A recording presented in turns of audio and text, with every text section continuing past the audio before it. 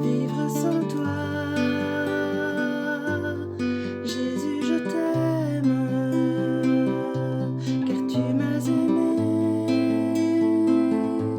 Comment imaginer vivre sans toi?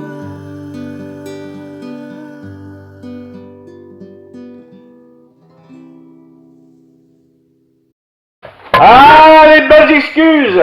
C'est mon sujet, ça. Vous savez, les excuses, là, on les invente, là, hein? À l'école, notamment, au travail, à la maison. Ah, ben, tu sais, les excuses, quoi. Il y a des excuses aussi devant Dieu, hein? Ah, Dieu, tu sais, faut me comprendre, hein? Et si moi, je vais pas à l'église, mais tu comprends. Je dois mettre le linge au bébé. Plus de bébé, hein, mais enfin, ça ne fait rien. Je sais pas quel bébé dans l'histoire. Ah, c'est le petit du petit, hein. Ah, les excuses. Nous avons de bonnes excuses souvent. Oui, sûrement. Je suis malade, j'ai une excuse. Mais parfois, en excuses, on les gonfle un peu. On les gonfle un peu, pas parce qu'on n'aime pas Dieu, mais parce que, bon, c'est comme ça. On est des êtres humains. Voilà. Il est vrai que tous, j'ai mis tous, je l'ai arrondi avec un crayon rouge, y compris moi, il est vrai que tous utilisons souvent des excuses. C'est pas tout à fait faux, mais c'est quand même pas tout à fait vrai. On a un peu gonflé les choses. On a un peu, oui, gonflé les choses, quoi. Pour se rassurer et se donner une bonne conscience si on nous posait des fois des questions. Par exemple, une des questions que j'ai souvent entendues, surtout quand on demande un service, « Ah, mais tu sais, moi, je ne suis pas un ouvrier, moi. Hein. » Ah bon, d'accord. Je ne demande pas d'être un ouvrier, je te demande si tu veux m'aider. Ah bon, d'accord. Je ne peux pas, il n'est pas ouvrier, il ne peut pas m'aider. Surtout qu'il ne sait pas ce que j'ai demandé. Je n'ai pas encore demandé non plus. D'autres diront, bah, tu sais, pasteur, moi je suis qu'une femme, hein. Bah oui, d'accord, mais moi je suis un homme. Mais je ne te demande pas de changer de sexe, je te demande si tu peux faire quelque chose. J'ai même pas encore dit quoi, mais on dit déjà non. C'est un peu dommage.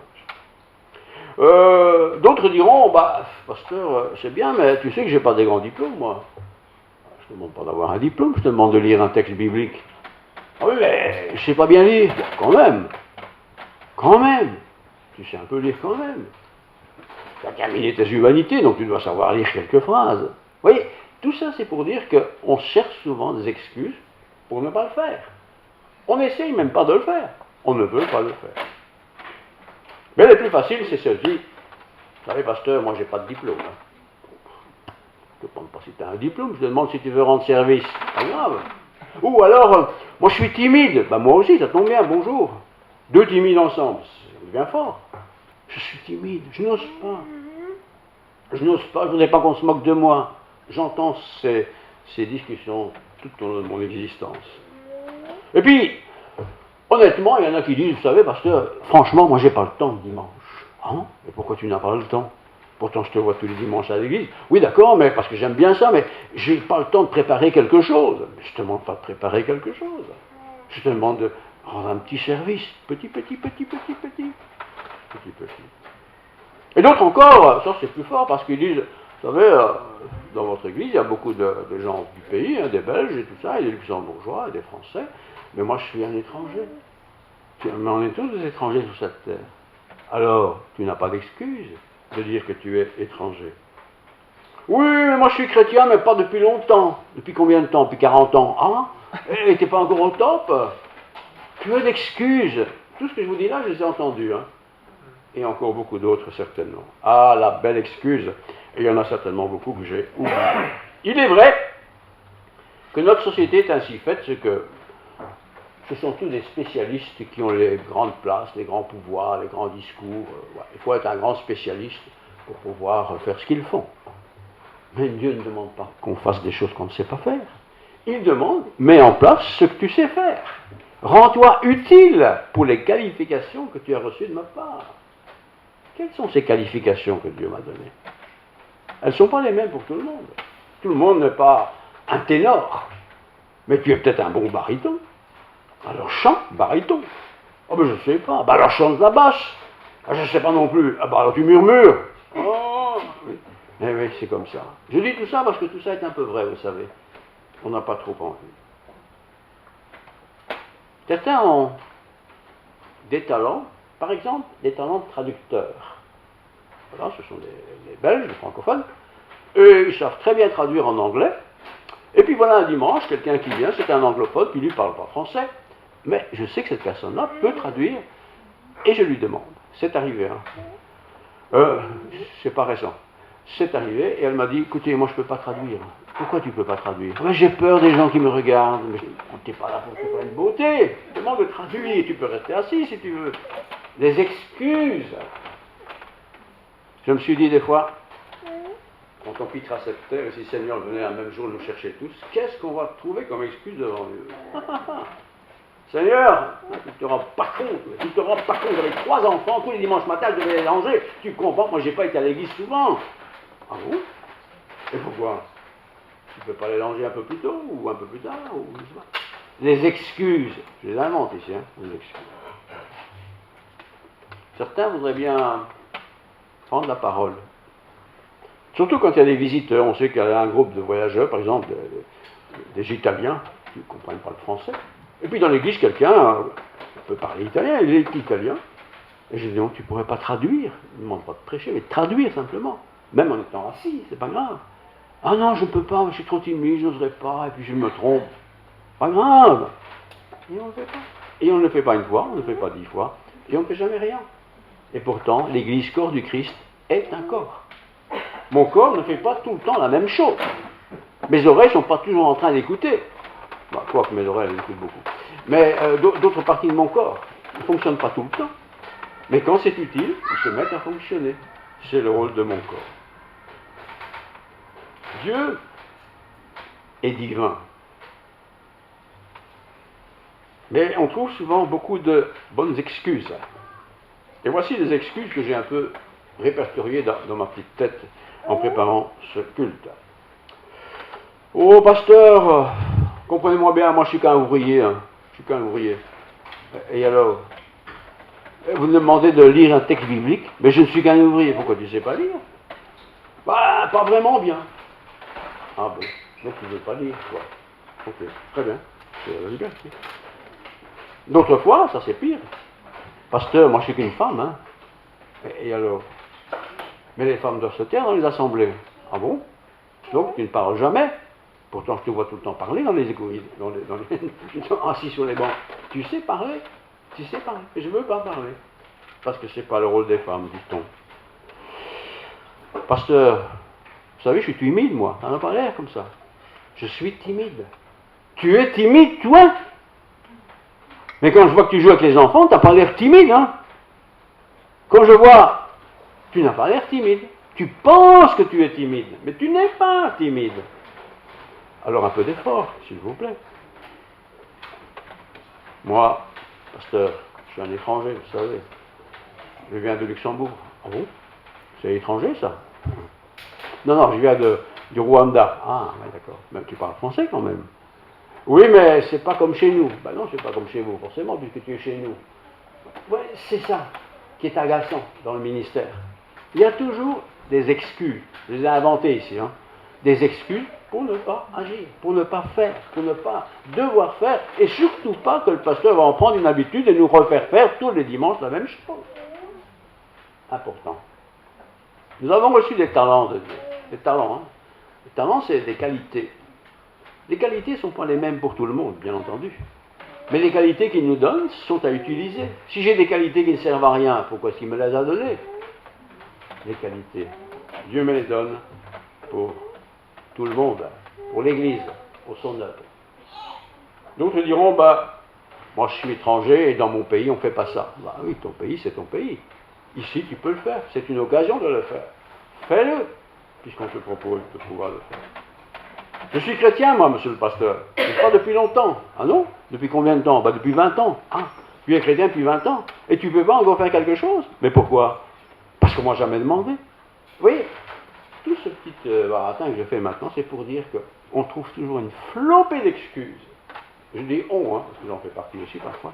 Une flopée d'excuses pour ne rien faire. C'est pas qu'on ne veut pas dans le fond de notre cœur. On sait bien qu'on est frères et sœurs dans la foi. Mais on ne veut pas. On ne veut pas, parce que si on demande une fois, il va nous le demander 2 fois. Et si on le fait très bien, il va nous demander 3 fois, 4 fois, 5 fois, 10 fois. Attention. Qu'est-ce que j'aime bien dans le fond? Quels sont les principes du monde? Comment est-ce que le monde, la société, en fait, fonctionne? Comment est-ce qu'il y a des gens qui sont toujours au travail, qui sont toujours disponibles? Je ne parle pas des chrétiens, ici je parle de la société. Il y a des universitaires dans les églises qui prennent la parole. Alors on dira, bah ouais, vous êtes des universitaires, ils sont habitués. Ah, peut-être, oui, je ne sais pas. D'autres, ils sont capables de parler des langues que nous ne comprenons même pas. Parler en langue. Ah bon? Et ça sert à quoi? Ben, ça sert à interpréter. Parce qu'il y a un visiteur qui est, je sais pas, polonais par exemple, et il est polonais, tu parles polonais, tu pourrais traduire pour lui. C'est un service que tu accomplirais. C'est un service. Et puis, un autre, une autre. Ça, c'est élégant, quoi. Toujours bien habillé, c'est sympa, c'est beau. Le prédicateur, au moins, ne doit pas fermer les yeux parce que c'est moche. Non, c'est beau, c'est bien. On est bien pour le Seigneur. Que pensez-vous de la vie suivante? Je l'ai inventé. Enfin, je l'ai inventé, pas vraiment. C'est écrit dans l'Écriture. Vous êtes un vase de terre ou êtes-vous un vase d'argent? Un vase de terre, ben, c'est le potier qui fait son petit vase. Là. Le vase d'argent, ben, c'est déjà une autre affaire, bien entendu, qui a plus de valeur peut-être, mais qui casse aussi très vite. C'est la grande différence. Le chrétien né de nouveau, c'est-à-dire la personne qui est devenue chrétienne, on ne devient pas un monde en étant chrétien, on devient chrétien. Alors, 2 Corinthiens, je vous lis chapitre 4, verset 7. Nous portons, c'est la parole de Dieu ici, nous portons, on le porte, quoi que ce soit la manière, nous portons ce trésor. Trésor, c'est la parole de Dieu, c'est le ministère pour Dieu, enfin toutes ces choses-là. Nous portons ce trésor dans des vases de terre. C'est pas des vases de béton, c'est pas des vases d'argent, c'est pas des vases d'or. Nous portons ce trésor dans des vases de terre. C'est-à-dire, on le porte dans de la fragilité. Et ce texte, on l'interprète parfois d'une manière bizarre. Nous portons ce trésor, donc le trésor ici dans le contexte c'est l'évangile, c'est la prédication, c'est la proclamation et tout ça. Nous portons ce trésor dans des vases de terre afin que cette puissance extraordinaire soit attribuée à Dieu. Nous portons ce trésor dans des vases de terre. Un vase de terre, vous voyez ce que c'est pas très solide. Et ça, c'est nous. Le trésor que nous avons, il est fragile. Le trésor lui-même n'est pas fragile, mais celui qui le porte est fragile. Alors, parce qu'il sait que c'est fragile, qu'il est fragile, il ne veut pas le partager, donc il ne fait rien. Mais en ne faisant rien, il manque quelqu'un, c'est forcément. Alors, la société, c'est pas différent, vous savez. Vous avez un groupe de femmes de quartier, ou un groupe d'hommes, ou d'autres choses. Vous leur demandez quelque chose de spécifique, elle dit, ah non, moi je ne peux pas. Ce n'est pas mon métier. Je ne suis pas capable. Je n'ai pas le temps.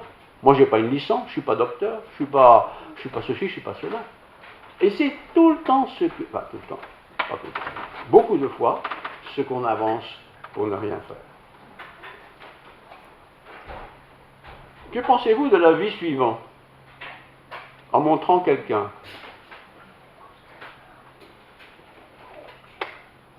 Ça, c'est quelqu'un de bien. Qu'est-ce que vous dites si je dis ça? Vous allez regarder qui est-ce qui vit d'abord. Pas lui quand même. Je ne sais pas qui elle est, ou qui il est. On a nos commentaires, on a nos avis, on a nos sentiments. On a nos sentiments. La Bible dit ceci dans 2 Corinthiens 4,7. La Bible. Que nous sommes porteurs, nous sommes, tous les chrétiens, porteurs d'un trésor. Quel est ce trésor? Ce n'est pas un coffret plein de millions.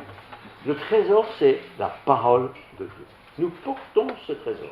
Alors, je le porte, voici la Bible, c'est ça. Je ne vais pas me balader toute la journée avec la Bible sur le bras. Mais ce qui est écrit, ce que j'ai appris, je le porte. Et je veux le partager. Je ne veux pas le garder pour moi tout seul. Ça n'a pas de sens. Je veux le partager. Le partager avec ceux qui sont déjà chrétiens, bah, c'est pas trop difficile, mais il est déjà chrétien. Pas besoin d'entendre ça 1000 fois. Mais mon voisin, ma voisine, mon collègue, mes amis, etc. Qui connaît Dieu? Et s'ils le connaissent, comment est-ce qu'ils le connaissent? Ah, mais moi je suis porteur de la parole de Dieu. Je vais lui porter la parole de Dieu. Et là intervient l'Esprit de Dieu qui soudainement, dans mon esprit, me dit, vas-y, parle, dis ça, dis-le. Et mon corps, ma vieille nature dit, en moi-même, laisse tomber, c'est pas ton truc, t'es trop jeune, t'es trop vieux, t'es pas là, et tu ne le fais pas. En attendant, ce que le Seigneur a voulu que je fasse, je ne l'ai pas fait. Et celui qui devait l'entendre, ou celle qui devait l'entendre, ne l'a pas entendu. Et je vais aller me coucher en me disant, mais pourquoi tu n'as rien dit? Tu aurais pu le dire, tu étais capable, puisque Dieu te l'a dit. Alors, bien sûr, vous qui êtes un peu habitués à lire la Bible, vous aurez remarqué qu'il y a des vases de pierre et il y a des vases de terre. Les vases de terre, c'est un peu d'argile comme ça. C'est fragile. Et beaucoup disent, vous savez, moi je suis fragile, hein. Faut pas me brusquer comme ça. Et puis, j'ose pas. Je n'ose pas. J'ai déjà essayé, mais ça ne va pas. Mais tu as fait comment pour essayer? Tu t'es fait accompagner de quelqu'un? Tu as aidé quelqu'un à le faire? Comment cela s'est-il passé? Mais c'est parce que je veux transmettre un trésor qui n'est peut-être pas celui que je dois transmettre. Si on me demandait de faire un grand déballage de, je sais pas, de ce petit microbe là dans le ventre du poisson, là, bon, je ne saurais pas le faire. C'est pas mon métier, ça, je ne comprends pas ça. Ça me dépasse. Mais si on me dit, tiens, comment tu dirais à quelqu'un que l'évangile, c'est la parole de Dieu? Bah, j'aurais pas trop de difficultés parce que j'en parle tout le temps. Ça fait partie de mon moi. J'ai connu le Seigneur, je l'ai rencontré. Je lis sa parole, je suis instruit. Eh bien, au moment opportun, je pourrais évidemment partager cette parole, cette bonne nouvelle. Et quand je sais que c'est une bonne nouvelle, parce que la Bible, l'évangile, c'est bonne nouvelle, ça veut dire bonne nouvelle, mais je me dis, mais j'ai une bonne nouvelle. Et bien justement, cette personne, elle me raconte, elle est ici à l'église par exemple, et vous bavarder un peu avec elle, et puis elle dit, oh, catastrophe, malheureusement, j'ai une bonne nouvelle pour vous. Bonne nouvelle pour moi? Comment? J'ai déjà fait ceci, j'ai déjà fait ça. Oui, mais j'ai une bonne nouvelle pour toi. Le Seigneur veut être avec toi. Il veut t'aider. Il veut te soulager. Il veut que tu sois bien. J'ai rien inventé, je vous lis. Dans ces cas-là, il faut lire la parole de Dieu. 2 Corinthiens 4, pardon. 2 Corinthiens 4, 1 à 7. Vous écoutez, c'est la parole de Dieu. Donc là, je ne dis pas trop de bêtises. Ainsi donc, puisque la bonté de Dieu, nous avons ce ministère, nous ne perdons pas courage. Je relis ce début de verset. Ainsi donc, puisque par la bonté de Dieu, nous avons ce ministère, on a quelque chose à faire, nous ne perdons pas courage. Par contre, nous rejetons les actions honteuses. Ça, on n'en veut pas. On les jette. On s'en débarrasse. Qui se font en secret. Pour se débarrasser de ça. Nous ne conduisons pas avec ruse et nous ne falsifions pas la parole de Dieu. Ça ne sert à rien de parler de Dieu en faisant des arrangements, des explications, des ça. Ça ne sert à rien. Il faut dire la vérité telle qu'elle est écrite. Je ne connais pas la Bible par cœur. Je ne crois pas que quelqu'un la connaisse, enfin peut-être, je ne sais pas. Mais je connais certainement, et vous aussi, des passages qui vous ont marqué. Qui ne connaît pas Jean 3,16? Tout le monde connaît Jean 3,16. Et si vous ne l'avez pas connu, si vous ne le connaissez pas, il faut l'apprendre par cœur, c'est facile. Dieu a tellement aimé le monde, c'est certainement la personne à qui tu parles aussi, qu'il a donné son Fils unique, c'est qui? C'est Jésus, vous le savez, afin que quiconque croit en lui, donc en Jésus, ne périsse point, mais qu'il ait la vie. Tout le monde connaît ça, enfin, pas tout le monde, les croyants le connaissent, les enfants connaissent ça, les chrétiens, les jeunes ne connaissent pas. Et si les enfants ne savent pas, apprenez ce verset aux enfants. Très important. Alors, la suite, nous ne nous conduisons pas avec ruse et nous ne falsifions pas la parole. Il ne faut pas dire des choses que la Bible ne dit pas. Et parfois, on pense que la Bible dit ça, mais elle ne dit pas ça. C'est toi qui la racontes. Ce n'est pas juste, ce n'est pas vrai. Et ce n'est pas comme ça que c'est dit dans ce contexte-là. Au contraire, donc c'est 2 Corinthiens, au contraire, en faisant connaître clairement la vérité, Ça, c'est difficile. Parler de religion, c'est pas trop difficile, surtout si on en a une. Mais parler de sa religion ne change pas le monde. Hein. Ça complique l'existence de ceux qui l'entendent. Donc, au contraire, en faisant connaître la vérité c'est très simple. Regardez un enfant, 12 ans, il a fait une bêtise. Pas grave, mais il a fait une bêtise. Qu'est-ce que ça fait, Fernand? Il va raconter toute une série d'histoires, mais il ne va pas raconter ce qu'il a fait. Mais j'ai besoin d'entendre ce qu'il a fait. C'est comme ça. Nous sommes comme ça, nous les humains. Au contraire, en faisant connaître clairement la vérité, celle de l'Écriture évidemment, nous nous recommandons à toute conscience d'homme devant Dieu. Quand je parle clairement de l'Écriture, pas toute la Bible, toute la Bible, mais quand je parle clairement d'un sujet de la Bible à quelqu'un, eh bien ce quelqu'un qui m'écoute va d'abord remarquer que je parle clairement, c'est clair ce que je dis, et si en plus ce que je dis je le vis, il va le voir, il va le sentir, et il va dire, cet homme-là, cette femme-là, visiblement, elle a quelque chose que je n'ai pas. Ça ne sert à rien de dire, moi je vais à l'église rue du Temple à Arlon, tout le monde s'en fout. Pas tout le monde, parce que vous êtes là. C'est pas ça qui est important. Ce qui est important, c'est d'annoncer la bonne nouvelle. Parler de la Bible dans des histoires compliquées, qui ont l'air incroyables, tout ça ne sert pas à grand-chose. Je continue. Si notre évangile est encore voilé, ben oui, il y avait des prédicateurs à l'époque, au début de l'ère chrétienne. Mais c'était tellement compliqué ce qu'ils racontaient, qu'on ne pouvait pas le comprendre. Et ceux qui l'écoutaient ne pouvaient pas le comprendre non plus. Et ceux qui l'avaient compris se mêlaient les pinceaux. Si notre évangile est encore voilé, il est pour ceux qui périssent. Ben oui. L'évangile, la bonne nouvelle, elle est comprise par ceux qui veulent croire, ou qui acceptent de croire l'évangile. Par contre, ceux qui le refusent, ils ne comprennent pas, ils n'en veulent pas. Alors, il ne faut pas trop insister, il n'en veut pas. Mais peut-être que son voisin qui est avec lui sera peut-être content d'en savoir un peu davantage.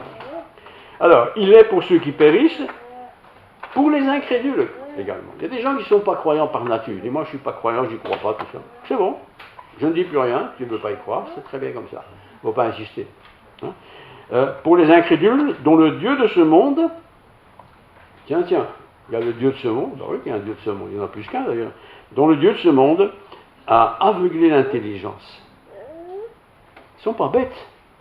Ils peuvent comprendre tout ce que l'Écriture dit, parce que moi je le comprends, donc je ne peux pas le comprendre. Mais ils ont fermé leur cerveau à la bonne nouvelle de l'Évangile. Ils l'ont fermé, ils l'ont bloqué. C'est coincé. Pour les incrédules, dont le Dieu de ce monde a aveuglé l'intelligence, afin qu'ils ne voient pas briller l'éclat que projette l'Évangile et la gloire de Dieu. L'Évangile, ce n'est pas le protestantisme rue du Temple à Arlon. Hein. L'Évangile, c'est la bonne nouvelle. Retenez ça. Évangile, bonne nouvelle. Donc quand je parle de Dieu, ça doit être une bonne nouvelle pour celui qui l'entend. Si je dis tout le temps, tu vas aller en enfer, tu vas aller en enfer, tu vas aller en enfer, on va dire, ben, c'est bon, hein, basta, hein. Je sais que je vais aller en enfer, ça ne m'intéresse pas. Mais la bonne nouvelle de l'Évangile. Petite question 2 sous 50. C'est quand la dernière fois que vous avez parlé de cette bonne nouvelle à quelqu'un? Il ne faut pas me répondre. Donc, afin qu'il ne voit pas briller l'éclat de ce projet de l'Évangile, de la gloire de Christ, qui est l'image de Dieu. L'Évangile doit refléter l'image de la gloire de Dieu. Si je prêche l'Évangile, mais tu ne peux plus faire ceci, tu dois faire cela, il faut encore faire ceci, il faut encore faire cela. Les gens n'écoutent plus ça. Mais qu'est-ce que c'est que ce machin-là, quoi? Et souvent, les religions, c'est ça. Hein? Tu fais ceci, tu fais cela, tu seras un bon chrétien. Mais c'est pas vrai, ça. C'est pas vrai. Nous ne nous prêchons pas nous-mêmes. Je parle ici. Je ne parle pas de moi. J'essaie de transmettre ce que j'ai lu, préparé pour ce culte. C'est la parole de Dieu qui me parle. Par l'Esprit de Dieu.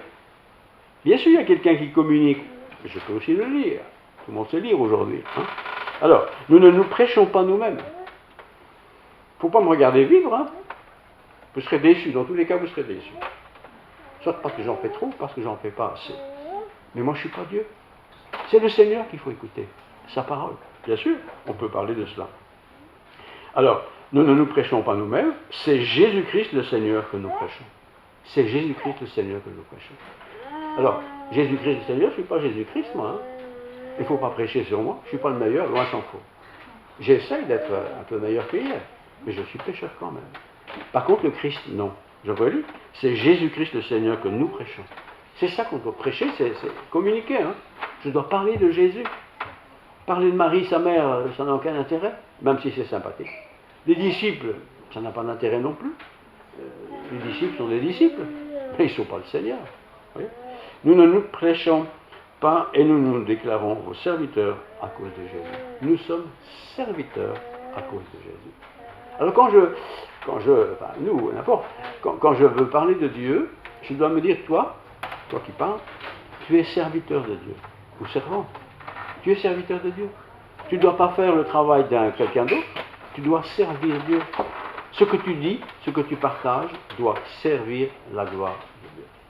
Le reste, aucun intérêt. Aucun intérêt, sauf bien sûr, c'est une question qui est posée.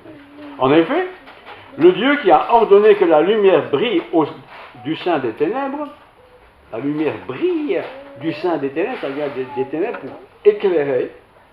Et là, quelque part, nous avons quelque chose à dire. Je ne suis pas croyant moi-même.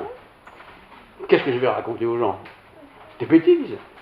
Mais si je suis quelqu'un qui est né de nouveau, qui a l'Esprit de Dieu en lui, qui aime Dieu, il sait qu'il est aimé de Dieu, ça, il peut le partager. Il peut le communiquer, il peut le transmettre. Mais ceux qui l'entendent, qui le voient, vont dire, mais lui, il y croit vraiment son histoire. Et il est heureux, dirait-on. Vous voyez?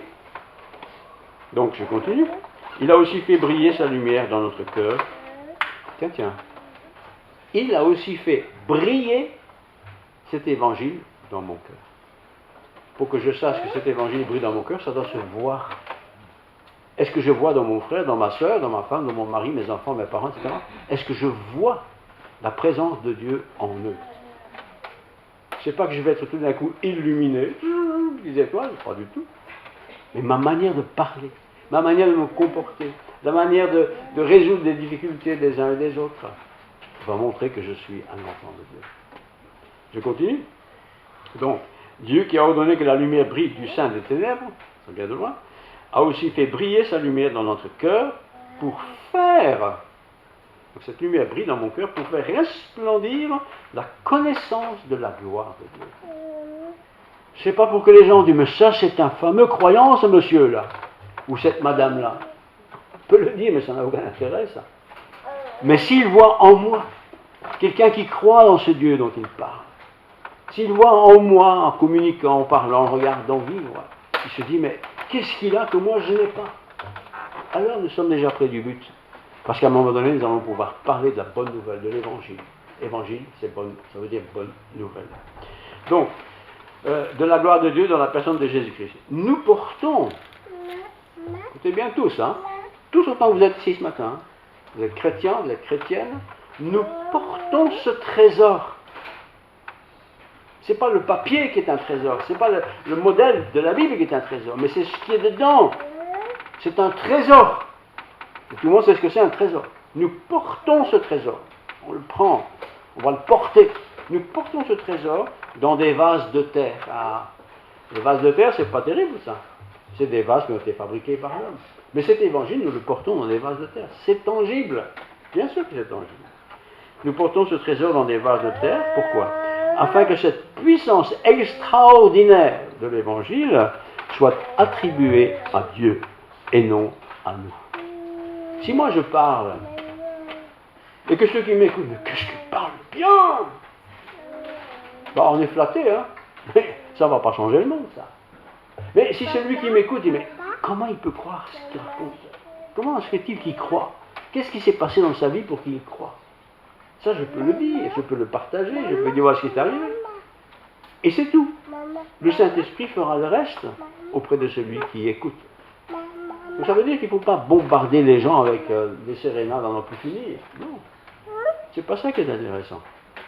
C'est l'Esprit de Dieu. Nous sommes pressés, je termine, hein. Nous sommes pressés de toutes parts. Pressés, ça veut dire que ça donne du stress, quoi. Hein. Nous sommes pressés, bon. Nous sommes pressés de toutes parts, mais nous ne sommes pas écrasés. Tu travailles pour Dieu, tu seras pressé pour le travail que tu fais. Mais tu ne seras pas écrasé. Tu es inquiet parfois? Oui, tu es inquiet, mais je suis avec toi.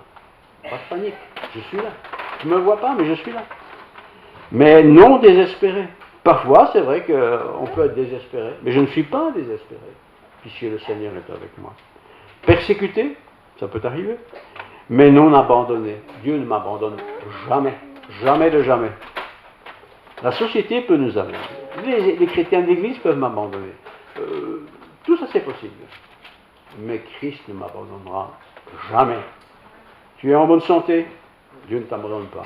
Tu es malade, Dieu ne t'abandonne pas. Tu as vieilli, Dieu ne t'abandonne pas. Tu as raté des examens, Dieu ne t'abandonne pas, etc., etc., etc. Dieu ne nous abandonne jamais. Jamais de jamais. Tu discutes avec ta femme, Dieu ne t'a pas abandonné. Tu discutes avec ton patron, tu as été viré, Dieu ne t'a pas abandonné. C'est comme ça. C'est vrai, je vous assure que c'est vrai. Et si Dieu est avec moi, qui? Ben, vous connaissez la leçon comme moi. Bravo! Vous aurez un bon bulletin aujourd'hui. Un bon 20 sur 20 à tous ça. Bon, je termine la lecture. Nous portons toujours avec nous, hein, c'est comme mon portefeuille, je l'ai toujours, hein, nous portons toujours avec nous, dans notre corps, c'est même mieux qu'un portefeuille, parce qu'un portefeuille c'est dans une poche, dans notre corps, dans notre être intérieur, nous portons dans notre corps l'agonie du Seigneur Jésus. Non pas que je souffre dans mon corps la souffrance que Jésus a souffert, hein. Il y a aussi des théories qui ont été inventées avec ça, c'est pas ça que Dieu. Je sais que Dieu a souffert dans la personne de Jésus, je le sais. Je le sais qu'il a été crucifié, je le sais. Je le sais qu'il a souffert terriblement sur cette croix, je le sais. Mais il l'a fait pour moi. Et moi, ça me réjouit. Non pas qu'il ait souffert, mais qu'il a souffert et accepté de souffrir, pour que je puisse comprendre ce qu'est l'Évangile. Nous portons donc toujours avec nous dans notre corps l'agonie du Seigneur, Jésus, afin que la vie de Jésus soit aussi manifestée dans notre corps. Ça ne veut pas dire que automatiquement je vais souffrir physiquement parce que je suis chrétien. Quoique dans le monde, il y a beaucoup de chrétiens qui souffrent physiquement parce qu'ils sont chrétiens. Mais dans notre pays, ce n'est pas encore le cas. Et tant mieux. Mais je peux souffrir à cause du Christ. Parce que mes amis m'ont laissé tomber. Parce que l'entreprise où je travaille n'aime pas trop les gens qui sont croyants. Enfin, n'importe quoi. Donc, afin que la vie de Jésus soit aussi manifestée dans notre corps. Donc, je ne suis pas simplement quelqu'un qui pense avec la tête. J'ai aussi un corps. Et ce corps, eh bien, il doit aussi manifester la présence de Jésus. Il y a des choses que je ne fais pas avec mon corps. Je suis chrétien. Je ne gaspille pas mon corps à des choses qui ne servent à rien. Bien sûr que non. En effet, nous qui vivons, on oublie les morts, hein, nous qui vivons, nous sommes sans cesse livrés à la mort. Alors on peut le prendre au sens propre. Ils étaient littéralement toujours condamnés, attrapés, mis en prison et décapités ou je ne sais pas quoi. Mais tout le monde n'était pas forcément décapité ou mis en prison. Mais beaucoup de chrétiens sont persécutés. Vraiment. Disputes dans le ménage, dans la famille, dans l'entreprise où je travaille, c'est incroyable, c'est pas possible. Hein. Alors, en effet, nous qui vivons, nous sommes sans cesse livrés à la mort à cause de Jésus, afin que la vie de Jésus soit-elle aussi révélée dans notre corps mortel.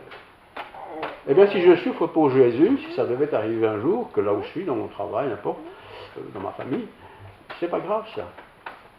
C'est pas grave parce que le Seigneur se révèle au travers de ma souffrance que je porte pour le Seigneur. C'est simple. C'est simple.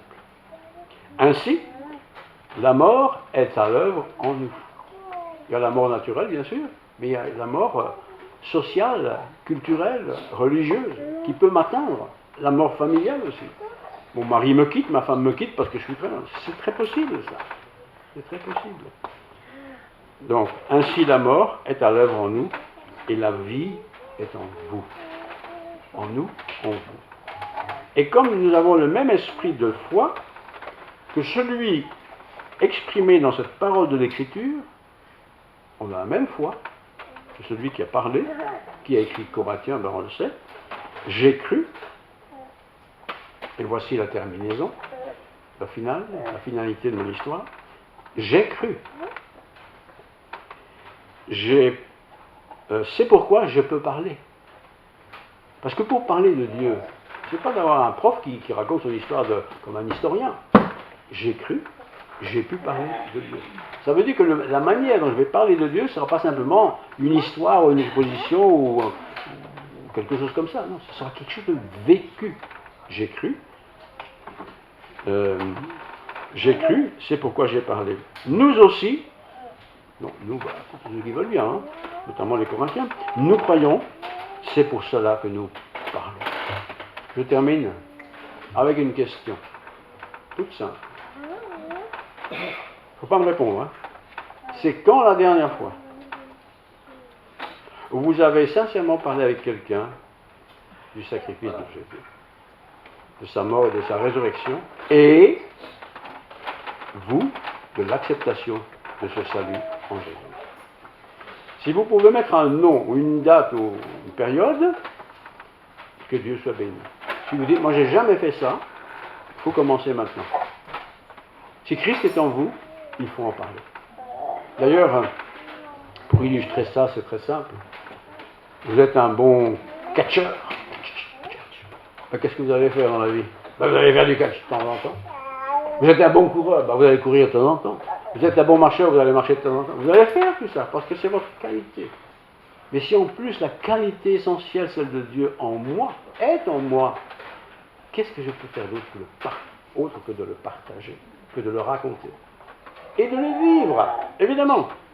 Nous savons en effet que celui qui a ressuscité le Seigneur Jésus nous ressuscitera aussi par Jésus. Je sais ça. C'est rappelé dans l'Écriture. 2 Corinthiens 4. Hein?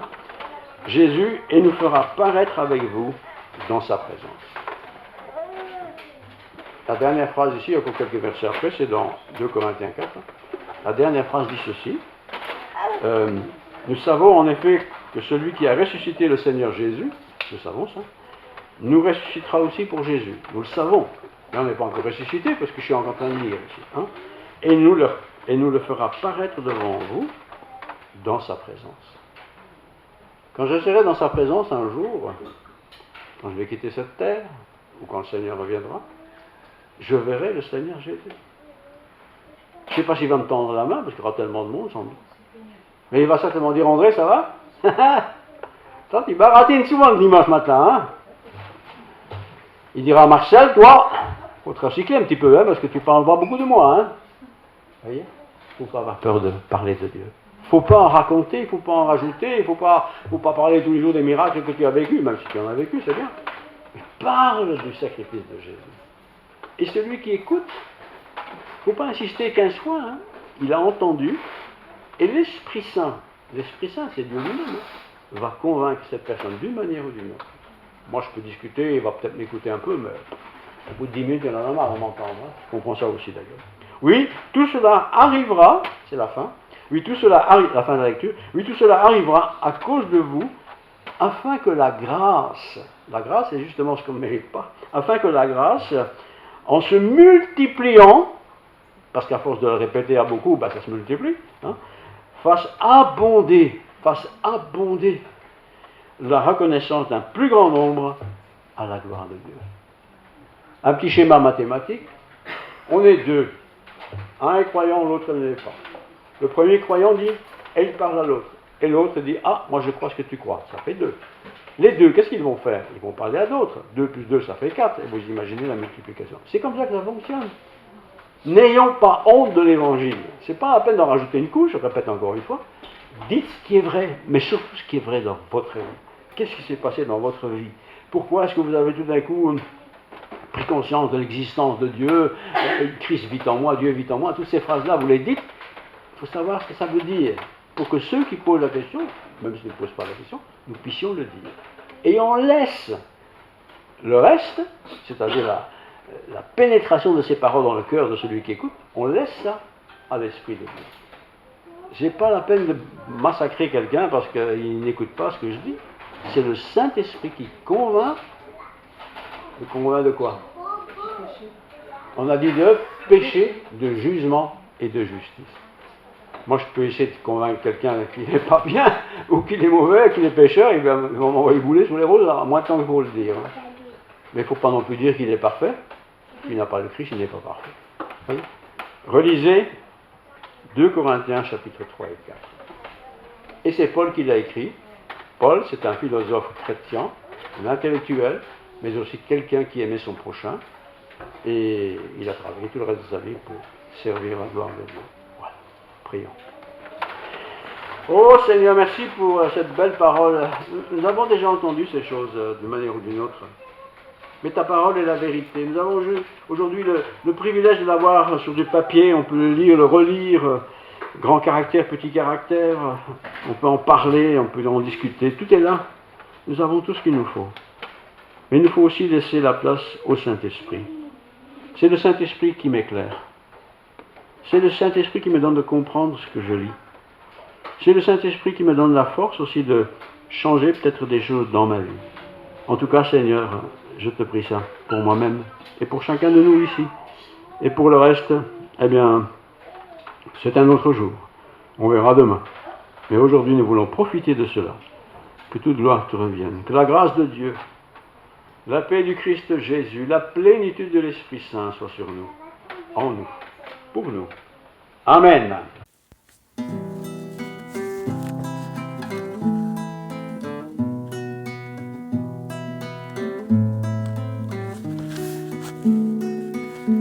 Grain de blé qui tombe en terre, si tu ne meurs pas, tu resteras solitaire, ne germeras pas. Qui à Jésus s'abandonne